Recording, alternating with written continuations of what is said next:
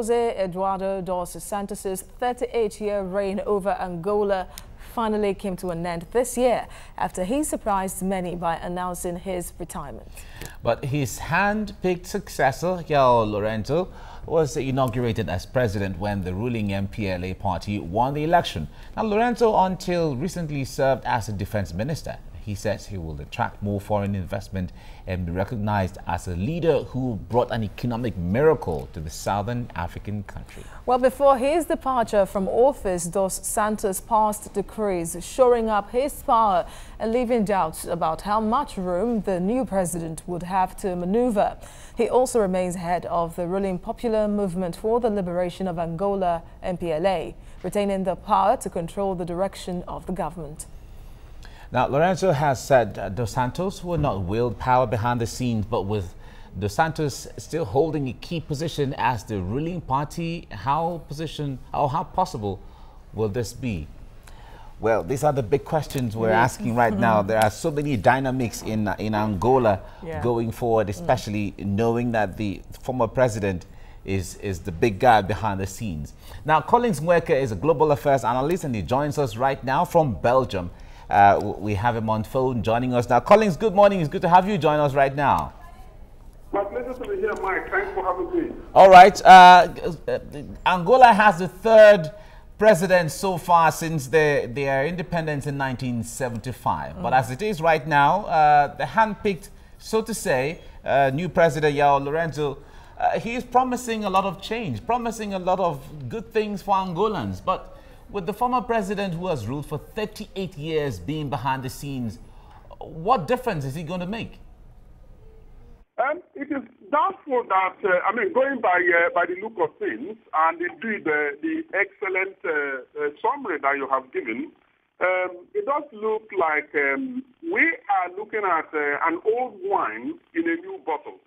So it is doubtful that we can expect any miracle to happen, especially if you consider that as a result of the constitutional amendment of 2010 in Angola, that ended direct, presidential elections, so which meant that presidents could no longer be directly elected.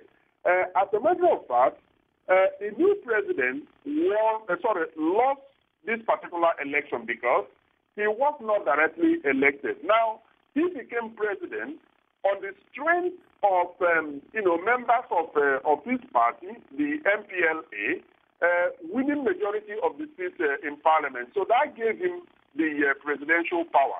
So as a matter of fact, he is starting off rather weak. Weak in the sense that the Angolan people have not necessarily elected him. Now, if you add that up to, some of the issues that you have raised in terms of, the former president who had ruled for nearly 40 years, wielding power, behind the scene, you would see that no matter what the new president tells us, it all comes across as ending up as a toothless bulldog that can bark but will not be able to bite.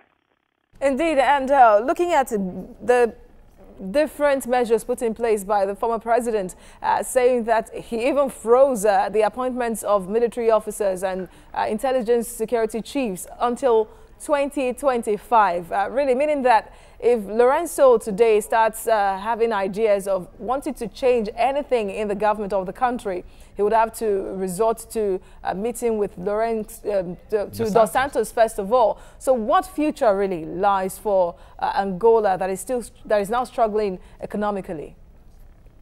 Yes, I think Angola and the rest of the democratic world have nowhere else to look at this moment than the opposition forces within Angola, but also the rights organizations and the civil society organizations, and of course the international community, which includes the African Union, among others. Now, the reason I say this is because the hold of power of Dos Santos is so strong and nearly insurmountable, except other external forces coming.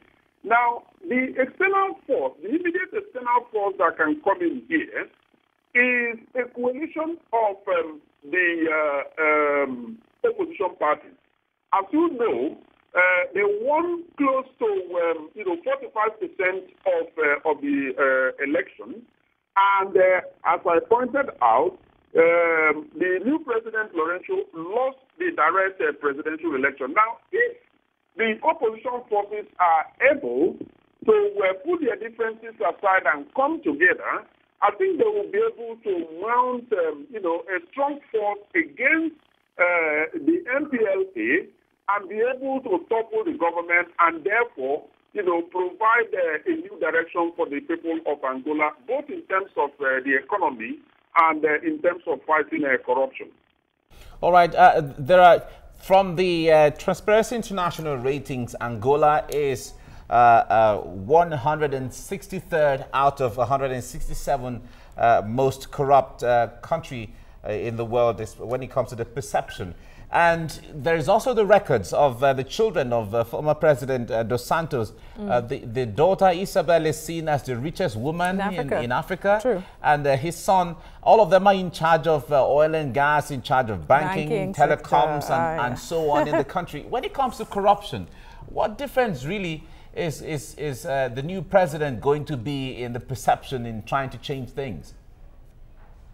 Well, the new president, Lorenzo, can tell us all he wants about, his ability to be able to fight corruption. But, of course, we can believe it if we are all done. He's not going to do very much because, like you have pointed out, the Angola is currently run as a family empire of the Dos Santos. And he has so insulated himself that not much could be done, like I said, except external forces coming. I think the AU, the African Union, has got some job to do here. Don't get me wrong, I do subscribe to the sovereignty of nations, their rights and their ability to make laws for their people. But when such laws run inimical to the tenets of democracy and good governance and actually negate some standing international laws, I think the time then has come, for the international community to stop being onlookers and step in, decisively. So the AU needs to do something, and other regional bodies, including the United Nations, to actually bring succor to the people of Angola, because like you pointed out, 163 out of 167 is not a joke.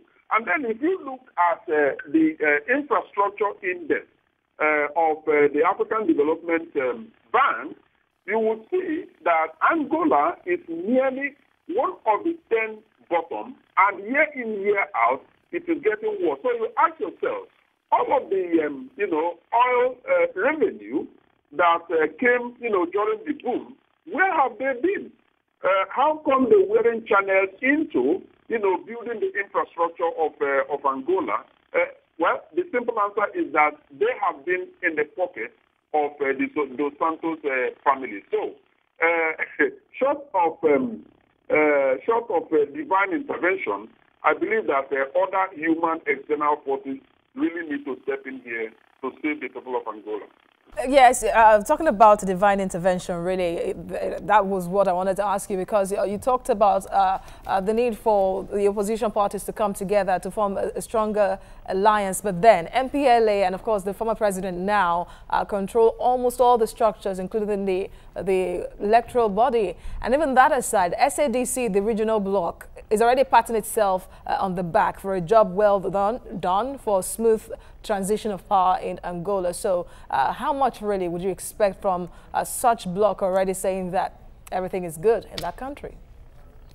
Yeah, well, it is all within the same circle of corruption. Now, I have read a number of reports by Amnesty International. There are also Transparency International concentrating on Angola. I think the time has come now to go beyond rhetoric, to go beyond tokenism and report writing. The time has come for other regional powers to now step in. But of course, procedures need to be followed. Now, I think the low-hanging fruit that the people of Angola need to start plucking now is the opposition forces. There are too many of them. I believe about 4 or 5 of them. Individually, they are not going to make much difference, as we have seen.